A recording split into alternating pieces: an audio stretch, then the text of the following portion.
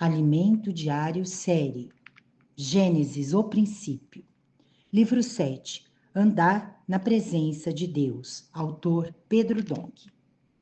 Semana 2, tema: o nascimento de Ismael e a aparição do Deus Todo-Poderoso. Quinta-feira, leitura bíblica. Gênesis capítulo 16, versículos 1 a 16. Trecho para ler com oração está em Gênesis capítulo 17, versículo 1. Quando ele chegou a ter 99 anos de idade, apareceu o Senhor a Abraão e disse: Eu sou o Deus Todo-Poderoso. Anda na minha presença e sê perfeito. Na presença de Deus. Ontem vimos que Agar, a serva egípcia de Sara, depois que concebeu um filho de Abraão, fugiu de sua senhora. Contudo, o anjo do Senhor apareceu a Agar e lhe disse para voltar e se humilhar perante Sara. Depois de ouvir as palavras do anjo, Agar invocou o nome do Senhor que lhe falava. Tu és Deus que vê, pois disse ela, não olhei eu neste lugar para aquele que me vê? Por isso, aquele poço se chama Beer-Lahai-Roi. Está entre Cádiz e Bered. Gênesis capítulo 16, versículos 13 e 14. Primeiramente, precisamos entender que esse anjo do Senhor é o próprio Senhor, o mesmo que aparece a Abraão no capítulo 22 de Gênesis.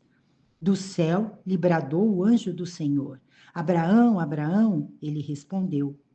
Eis-me aqui. Então lhe disse, não estendas a mão sobre o rapaz, e nada lhe faças, pois agora sei que temes a Deus, porquanto não me negaste o filho, o teu único filho. Versículos 11 e 12. Novamente ele aparece a Abraão.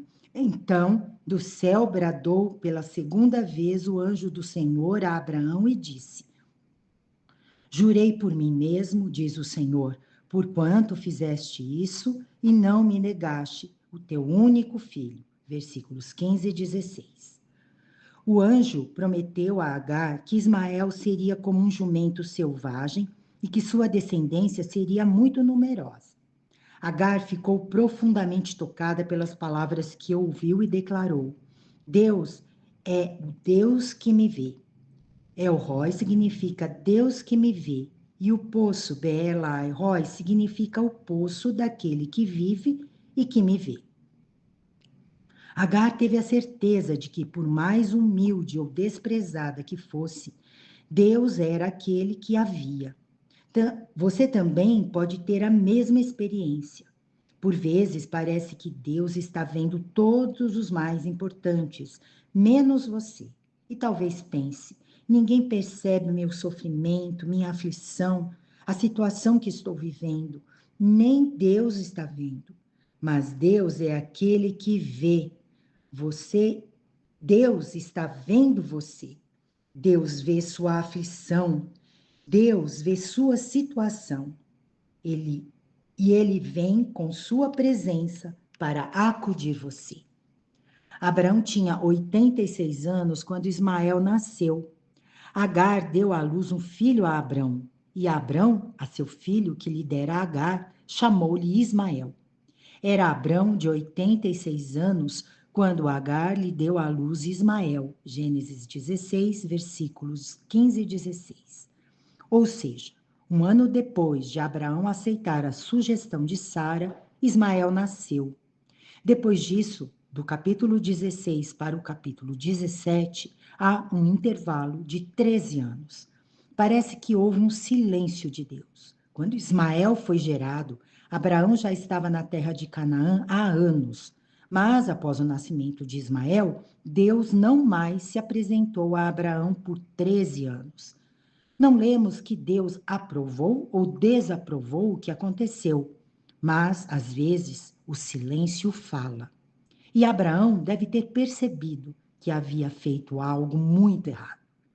Após 13 anos, Deus então apareceu a Abraão e lhe disse para andar em sua presença. Quando atingiu Abrão a idade de 99 anos, apareceu-lhe o Senhor e disse-lhe: Eu sou o Deus Todo-Poderoso. anda na minha presença e ser perfeito. Gênesis capítulo 17, versículo 1.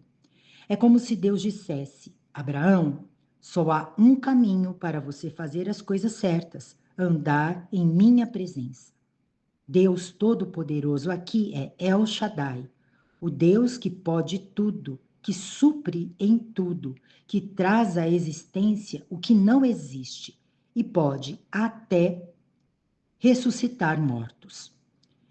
Era como se Deus lhe perguntasse: Você não crê que eu lhe posso dar um filho de Sara? Por isso devemos aprender a andar com Deus. Enoque andou com Deus e andou tanto em sua presença que Deus o tomou para si. Andou Enoque com Deus e depois que gerou a Metusalém, viveu 300 anos e teve filhos e filhas. Todos os dias de Enoque foram 365 anos. Andou Enoque com Deus e já não era, porque Deus o tomou para si. Gênesis capítulo 5, versículos 22 a 24. Noé andou com Deus, conheceu seu coração, e Deus lhe revelou que destruiria toda a humanidade. Viu o Senhor que a maldade do homem se havia multiplicado na terra e que era continuamente mal todo o desígnio do seu coração.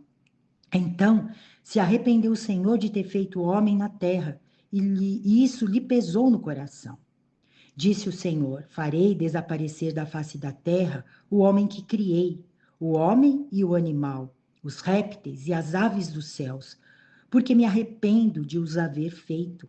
Porém, Noé achou graça diante do Senhor. Eis a história de Noé. Noé era homem justo e íntegro entre os seus contemporâneos. Noé andava com Deus. Gênesis capítulo 6, versículos 5 a 9. Ao andar com Deus, tornamo-nos íntimos dele. Conhecemos seu coração e não ousamos agir por conta própria. O livro de Amós, capítulo 3, versículo 7, registra: Certamente o Senhor Deus não fará coisa alguma sem primeiro revelar o seu segredo aos seus servos, os profetas. Esses servos são aqueles que andam em sua presença, que todos os dias ouvem a voz de Deus e que ele usa como profetas. Por isso, todos nós precisamos aprender a andar com Deus. O que fazemos na câmara de energização? Ouvimos com atenção as palavras de Deus. Isso é andar com Deus. Nada fazemos em nossa vida sem andar em sua presença, sem antes ouvir a Deus. Então ele nos revela sua palavra. Assim são os profetas. Nada fazem por si mesmos, mas andam na presença do Senhor. Deus então lhes revela sua palavra. Rugiu o leão. Quem não temerá? Falou o Senhor Deus. Quem não profetizará? Amós capítulo 3, versículo 8. Quem já esteve perto de um leão sabe que seu rugido vem de suas entranhas. E quando ele ruge, quem não teme? Falou o Senhor Deus. Quem não profetizará? Por essa razão, quem profetiza precisa andar na presença de Deus e ouvir sua palavra. Agora, pegue um papel e anote, conforme o que você recebeu ouvindo a mensagem de hoje, uma luz na palavra, uma direção para a sua vida, uma admoestação e também faça a sua oração. Leve com você o que anotou e leia durante todo o seu dia. E, se possível, compartilhe com outras pessoas.